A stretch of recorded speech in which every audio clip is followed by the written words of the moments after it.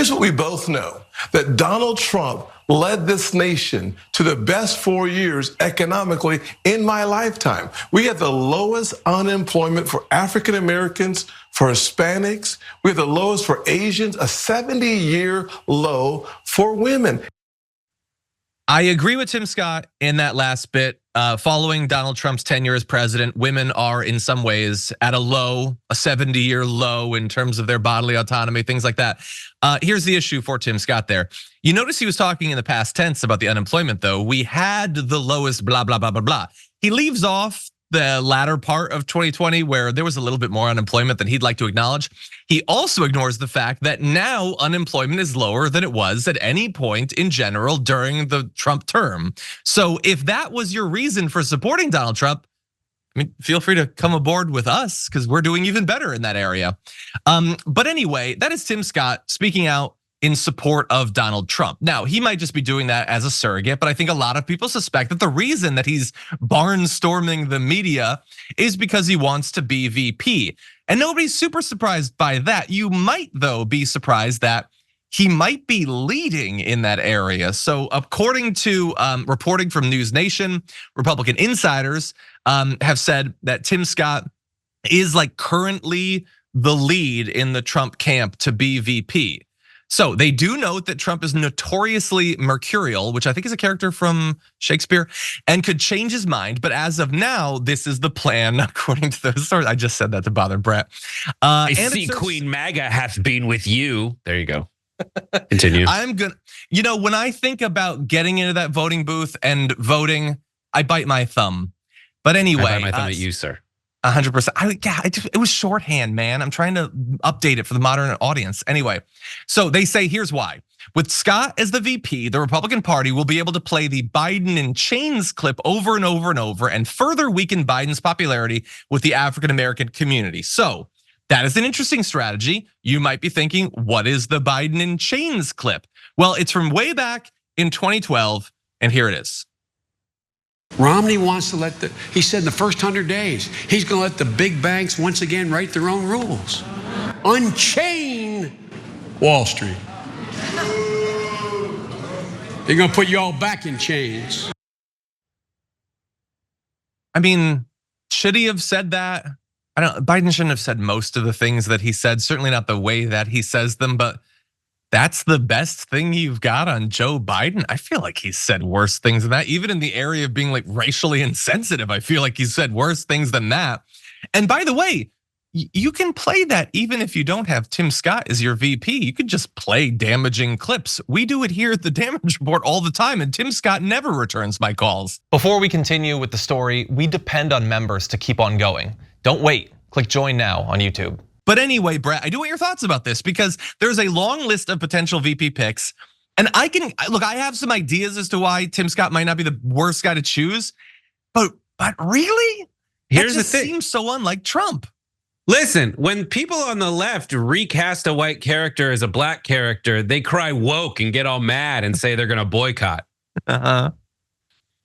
Republican vice president, as a conservative white, I'm just saying that traditionally, if you look at the previous versions of this movie, they were all white, like The Little Mermaid. They were always white, like Snow White's dwarves. And now they're gonna make them black? What the heck? What the heck, Republicans? You go woke, you go broke. That's why it is actually more moral to continue to only have white leaders for the rest of time. This is the logic that the Republicans pretend they care about, but obviously don't. It's always a ploy. It's always a sham. And this is a hilarious iteration of it. I think that if you practice that sort of monologue and grow your beard out a little bit more, you could get a show at the Daily Wire. Can't wait. I think you do. I'm already in Bill. What's his Walsh? Matt Walsh plaid. And Matt Walsh plaid. He should have like, I don't know, a stand at like Gap or Banana Republic to sell those. But anyway, so it really did feel like he has to go for one of the insane Republican women, right? Kristi Noem or Marjorie Greene or Carrie Lake or Katie Britt or something. I think Katie Britt really did some damage to herself with that State of the Union thing, but it really did seem like he'd go in that direction. Now, that does not mean that it's a horrible idea to have someone like Tim Scott. I will make the partial case. I agree with them. It could help him amongst African-American men, and that does seem to be a demographic that they want to chip away at, and polling indicates it might be possible. Now, the idea of if he were to have like a Carrie Lake, that would theoretically be to help him with like suburban women voters, and that, I don't know, demographically might help him in different states. They're playing with all these numbers. But beyond just that, I do think that Tim Scott, I don't agree with on a lot. But he doesn't seem like he wants to march me to a wall and gun me down with an AR-15, and I appreciate that. He doesn't seem like he wants blood in the way that a lot of these other Republicans do. And it's like next to Trump, it's like almost like a humanizing thing. Am I wrong? Am I missing things about Tim Scott? He just seems kind of like non-threatening in a way that many of the other possible choices don't. And that's what a vice president is. Everybody's like, I know, but like Marjorie Greene, I remember all wouldn't these be that. idiots Carrie who were Lake like, wouldn't be that. oh, no, you don't need that. You don't need her as vice president. And people would definitely, I get what you mean. People, if Marjorie Taylor Greene's your vice presidential candidate, you're done. There's no way. People would be like, she's insane. You've got an insane person on the ticket. He knew instinctively to counterbalance himself with a Mike Pence, like basically like if you cook milk at a certain temperature, one of the clumps emerges as Mike Pence. Like that is who he made his vice president. And there's a certain bit of Mike Pence in Tim Scott, rumors notwithstanding. So, like, I think that there is that energy to him, but I think that Tim Scott is exactly what you want a vice president. All those people who are out there saying like, oh, Ron DeSantis, he's going to make him vice president. No, they never pick someone who can rival them. They always pick someone who's just not quite as charismatic.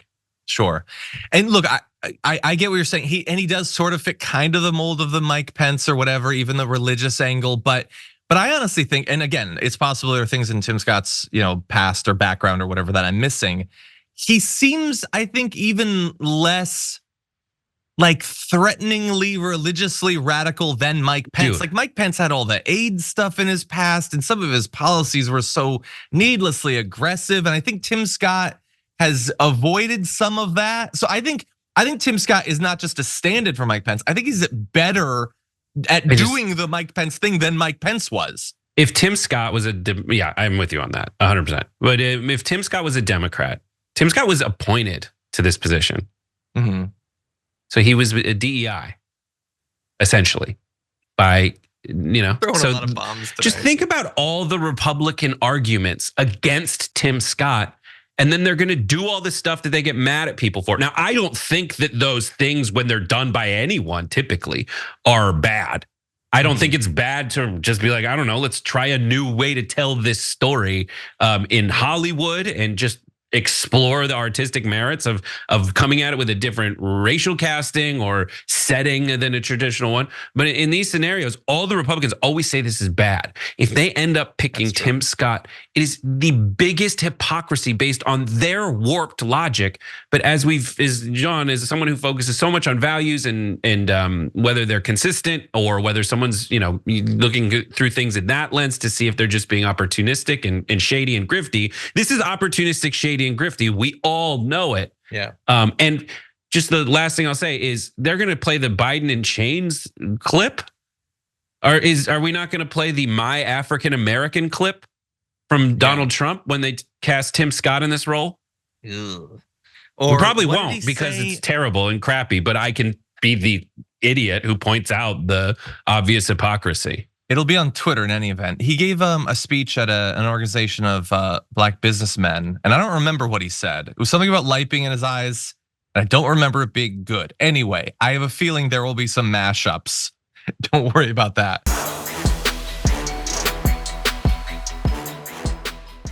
For more political news, breakdowns, interviews, stories of activism, and me trying my hardest to care about the occasional big celebrity news story, subscribe to our YouTube channel at youtube.com/The Damage Report. And you can ring the bell wherever it is so you don't miss anything.